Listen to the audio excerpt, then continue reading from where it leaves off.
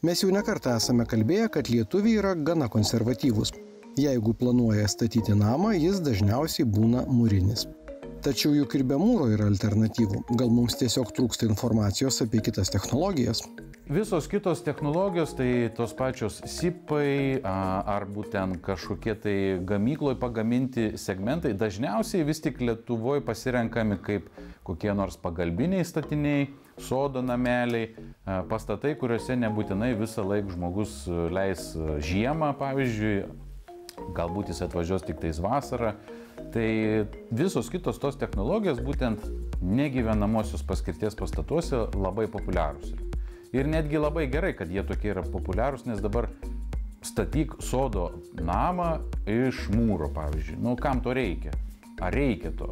Juk mums reikia galbūt tik atvažiuoti, susidėti daiktus, kažkur tai gal pernakvot, bet tas pastatas neturi būti toks pat energiškai efektyvus kaip gyvenamasis pastatas. Greitesnė, galimai pigesnė ir tvirtą bei šiltą statinį užtikrinanti statyba irgi gali būti patraukli alternatyva.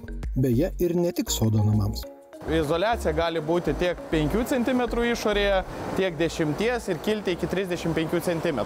Tai pasyviam namui užtenka 30-35, A++ klasiai, ko Lietuvoje reikia, tai pilnai užtenka 25 cm išorės izoliacijos. Taip pat gali būti betono 16 arba 21 storis pats, tai 21 yra naudojamas daugiaaukštėje statyboje, tarkim 3-5 aukštų pastatuose, ten kur didesnis yra apkrovos. O 16 yra vienbučiai, dvibučiai namai 1-2 aukštų. Šiai dienai, jeigu žmonės statosi, tarkime, patys, tai jie renkasi izoliacijos sluoksnis 25 cm išorėje, betono 16, kas yra paprasčiausia. Pats blokelis sveria apie 3 kg, todėl su juo lengva dirbti. Žmogus pats gali jį nešioti statybo aikštelėje, lengva pjaustyti, ir betono išeiga yra mažesnė negu 21 cm. Šitas blokelis yra universalus, jį naudojate rinkti sienoms, karkaso papildomai naudoti jums nereikia, jis jau yra įlietas, ant jo dedasi tik tais armatūros ir jūs surinkinėjate blokelius, žingsnis po žingsnio, eilė po eilės ir pilate jau betoną 3 metrų aukščiu maždaug pastatą.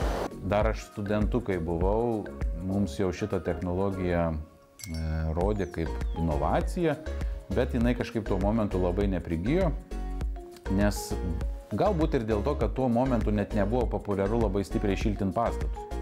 Nes nežinau, ar daug kas pamena, kad 5 cm to paties putų polistireno ant sienos jau kažkam atrodė žiauriai daug ir kam to reikia. O dabar, kai turim ant sienos 30, kartais ir 40 cm, tai jau kažkaip labai nebestebina. Tai vis tik tais ta iš anksto paruošto elemento technologija yra vis tik orientuota į greitį. Dažniausiai ją renkasi vystytojai kaip tokį tipinį sprendimą. Įsivaizduokite, ar ne, vystytojo koks yra tikslas? Sutaupyti, kuo jis daugiau sutaupo, tuo jis daugiau uždirba. Tai kaip jisai stengiasi sutaupyti? Kai mes pasirenkam gamykloje paruoštų polistireno gaminių technologiją, mes galim pastatą iš anksto susiprojektuoti pagal šitą technologiją, ar ne, kad kuo mažiau nupjovimų būtų, kad kuo tikslesnės jungtis, kad nebūtų kažkokių ten nereikalingų išmetamų elementų, tai jie susiprojektuoja tokį vieną tipinį pastatą, ir tokių pastatų paleidžia, pavyzdžiui, 20. Tai įsivaizduokit, tai visiems vieni laimėjimai. Vystytojas turi maksimaliai sutaupytas išlaidas, rangovas turi gerą situaciją, nes jam visi pastatai pagal vienodą technologiją. Jisai žino, kur kokį varžtą, kiek kur ten ką reikia padaryti, jam nebereikia sukti galvos. Tai ir plus yra didžiulis greitis, nes praktiškai tokio pastato, tiksliau pastato su tokiom sienų tą įrengimą galima per dieną, 2, sakykime, padaryti. Statybose darbų ir medžiagų kaina yra labai svarbi, tačiau nepamirškite ir dar vieno labai brangaus dalyko – laiko.